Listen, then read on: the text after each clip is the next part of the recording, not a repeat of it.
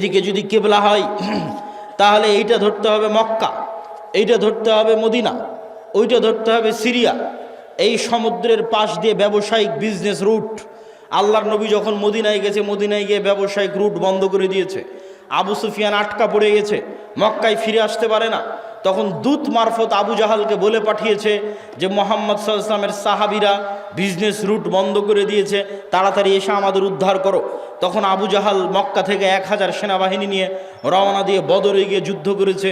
বদর Medina থেকে 300 kilometre দূরে সমুদ্রের দিকে, যেই সমুদ্র হচ্ছে ব্যবসায়িক রাস্তা।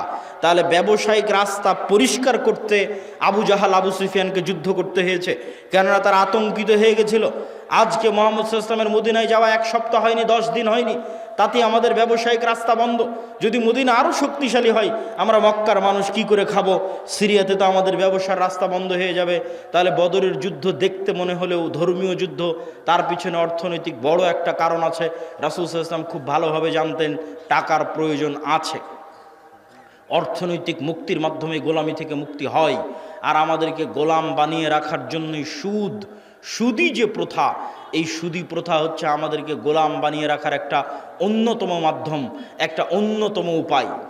সম্মানিত উপস্থিতি, আমরা আলোচনা করছিলাম যে অর্থনৈতিক ইবাদত বিপদ আপদের সাথে সম্পৃক্ত রেখে আমরা অর্থনৈতিক ইবাদতের আলোচনার মধ্যে ঢুকেছি। আলোচনার এই পর্যায়ে এসে আজকে